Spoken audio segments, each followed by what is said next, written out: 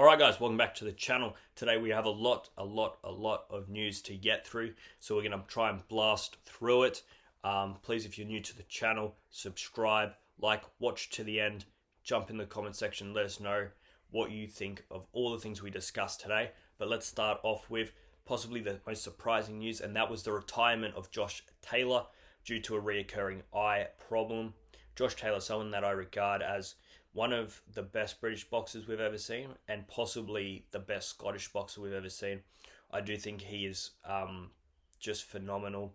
The only British male to become undisputed world champion within the 4-belt era. He became the super lightweight undisputed world champion, and at one point he was within the top 10 pound for pounders.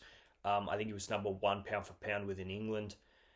Just a phenomenal fighter. I do hope that his recent record won't hinder his legacy. Obviously, he's going to go out with 3 losses: Usman, Catterall, Teofimo.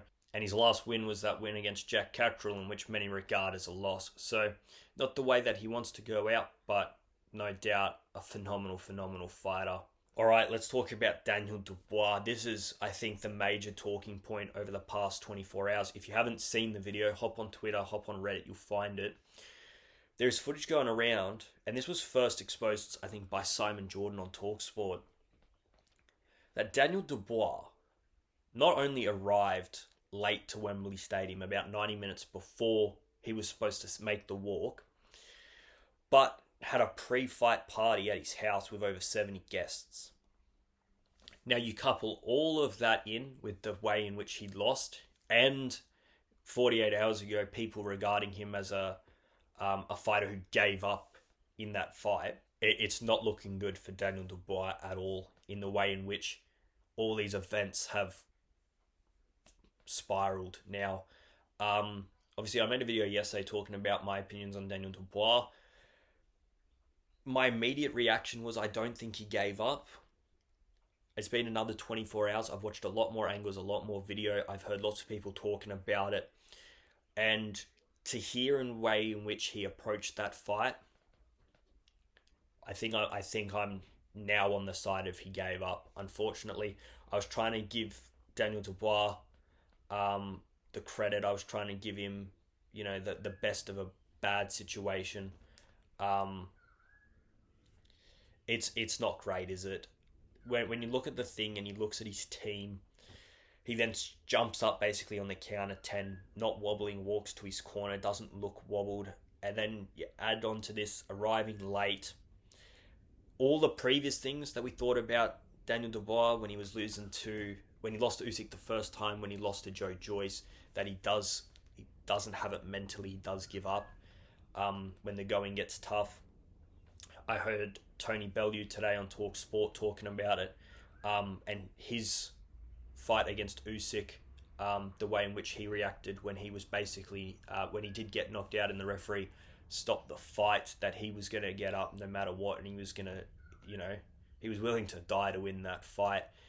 And you compare that to the attitude of what we saw with Daniel Dubois rocking up late. This is no doubt the biggest fight that he was ever going to have. Not only the best opponent in the world, in no matter what, he was versing the pound for pound king, and possibly one of the greatest heavyweights we've ever seen. But you're rocking up late and having a house party beforehand. Now, there was talk that Daniel Dubois had a similar event at his house before AJ. Okay, it worked against AJ. Maybe you want to do it again because it's, maybe you got rid of your anxiety. It kept your mind off just sitting there waiting. Maybe Daniel Dubois can't handle just sitting and waiting for the fight. He needs to occupy his mind. Okay, let's say all that is true. It's very unconventional. I don't think anybody in any other discipline would be doing that. You wouldn't see Cristiano Ronaldo having a house party before a Champions League final, or someone's about to go for a gold medal in the 100-meter sprint, and 2 hours before the event they're in the Olympic Village having a house party. But then to rock up late for the biggest fight of your life, the fight that could potentially make you British, like the best British boxer of all time, becoming undisputed, beating one of the greatest heavyweights of all time at 27 years old. after beating Anthony Joshua at Wembley. I don't like it. I don't like it at all. Hearing Tony Bellew as well talk about the way in which he doesn't believe Daniel Dubois loves the sport, saying that someone who truly loves the sport wouldn't have let that fight end the way it did. I don't like it. I'd love to hear your guys' opinion now, not only straight after the fight, but 48 hours after, with all this new information, all this video. What do we think of Daniel Dubois? Does he have it mentally? Because we all know physically, he no doubt physically has the ability to become best heavyweight in the world. Look, you don't get to number 2 heavyweight in the world. You don't beat Anthony Joshua, Filip Hrgović, Jarrell Miller without being an exceptional athlete. But mentally, does he have it there? I'd love to hear your guys' opinions in the comments, so jump down there. But let's carry on with some of the news that's come out today. MP Promotions President Sean Gibbons, he has stated Manny Pacquiao wants to fight again in November. At the moment, they're considering Rolly Romero and Tank Davis. Tank Davis is a weird one. Probably the biggest money fight, but we don't know what's happening with Lamont Roach too. And his personal and legal issues need to be cleared up as well. Maybe Tank Davis doesn't want to fight again. I wouldn't be surprised if he just gave it up one day. He said, yeah, I'm not fighting again. But I would expect that if it was a title fight, to fight Manny Pacquiao in possibly your biggest payday of your career, he takes it. He takes it if everything's right. I think it's a good fight for Rolly Romero. If Rolly Romero can't get a bigger fight against such like Devin Haney or Brian Norman Jr., they've got that teed up. Rolly's got to do something in between. They're fighting in November. Fight Pacquiao in November. I think it makes sense. And I think I still think it's a relatively easy fight. I gave Manny Pacquiao all his props yesterday. But my props were probably more negative on Mario Barrios than it was directly giving it to Pacquiao. I still think Rolly Romero can do what Barrios should have done to Pacquiao. All right, WBO has ordered Callum Smith versus David Morrell. Callum Smith, that fight against Joshua Buatsi. For that fight to be first card on the bill was almost criminal, honestly, because that fight could have headlined any event. That fight there, never alone on paper, just what we saw in the fight, could have headlined any event, and nobody would have went home disappointed. It was such a great fight. And, you know, everybody was backing Joshua Buatsi. I backed Joshua Buatsi, and Callum Smith came out and showed what he's all about and deserves to be world champion. Now, David Morrell, he got so lucky against Imam Khatiev. I think Imam Khatiev got robbed. And realistically, David Morrell should be 2 losses in a row, 1 to Benavidez, 1 to Imam Khatiev. But the record books showed that David Morrell won that fight, and he gets an opportunity, luckily, to fight for another world title. I don't expect him to fight as poorly as he did against Imam Khatiev. I think he got complacent and probably overlooked Imam Khatiev. But I don't see him beating him. I don't see David Morrell, what I saw him do against Imam Khatiev, and couple it up with the fight against David Benavidez. Like, he got comfortably beat against Benavidez.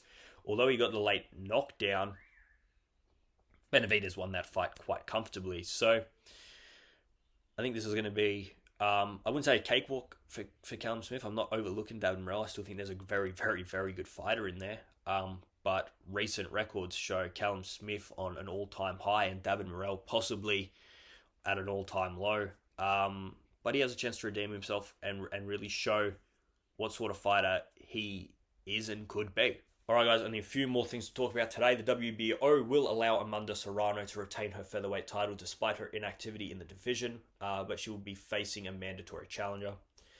Yeah, that is justified, no doubt. She put on 3 amazing fights against Katie Taylor and raised the stocks of women boxing so much in a few years.